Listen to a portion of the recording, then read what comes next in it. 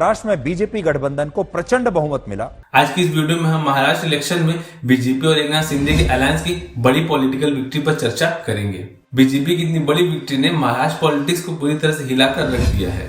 BJP की यह victory Maharashtra politics में इतना बड़ा परिवर्तन है कि कितने पॉलिटिकल एक्सपर्ट्स ने इसे सही तरह से भापा भी नहीं था।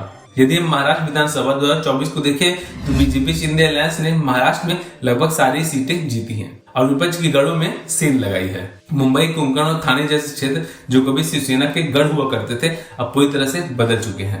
गठबंधन ने न केवल शहर के एरिया में जीत हासिल की है, बल्कि कई ग्रामीण इलाकों में भी उन्हें जीत मिली है। इस तरह की विक्ट्री अकेली बीजेपी के लिए लगभग नामुमकिन सा था। इस पॉलिटिकल चेंज ने बहुत ही अहम भूमिका निभाई है। एकनाथ शिंदे जो कभी उद्धव ठाकरे के वफादार थे, शिवसेना में एकनाथ शिंदे ने उद्धव ठाकरे के खिलाफ विद्रोह कर पूरी राजनीति को ही पलट कर रख दिया है। जून 2022 का एकनाथ शिंदे का विद्रोह तो आपको याद ही होगा, जब एकनाथ शिंदे शिवसेना के विधायकों को गुवाहाटी और सूरत लेके पहुंचे थे। वही एक टर्निंग पॉइंट था जब एकनाथ शिंदे ने एनसीपी, कांग्रेस और शिवसेना के गठबंधन को तोड़ दिया था। साथ ही बीजेपी शिंदे अलायंस के लिए राह आसान हो गई। अब हम बात करते हैं उद्धव ठाकरे और उनके पॉलिटिकल करियर के डाउनफॉल की। उद्धव ठाकरे जो कभी महाराष्ट्र राजनीति के भविष्य माने जाते थे।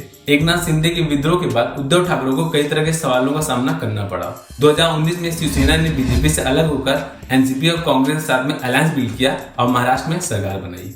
उस समय महाराष्ट्र में इस तरह के कोलिशन को बिल्ड करके सरकार बनाना उद्धव ठाकरे का साहसिक कदम माना जा रहा था, पर वर्तमान परिस्थिति को देखते हुए यह एक गलती के रूप में भी देखा जा रहा है।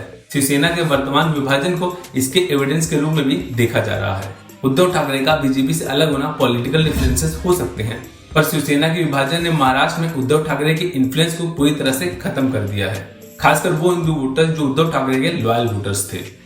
जहां हम उद्धव के पतन की बात कर रहे हैं, वहीं हम महाराष्ट्र की राजनीति में जायसवाल जैसे उभरते हुए चेहरे के बारे में भी चर्चा करेंगे।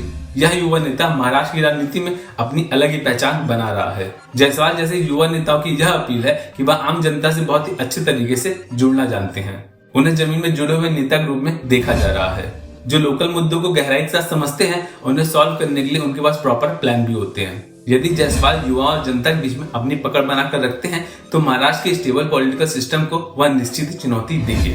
यदि हम बड़ी पिक्चर देखें तो महाराष्ट्र की राजनीति का भविष्य बहुत अनस्टेबल सा दिखता है। बीजेपी शिंदे अलायंस अभी महाराष्ट्र की सत्ता पे है, पर जायसवाल जैसे नेताओं को उभर और शिवसेना के बीच का विभाजन आगे चल के पॉलिटिकल इनस्टेबिलिटी को बढ़ाएगा ही, और इस चीज का प्रभाव हम लोकसभा इलेक्शन में देखेंगे।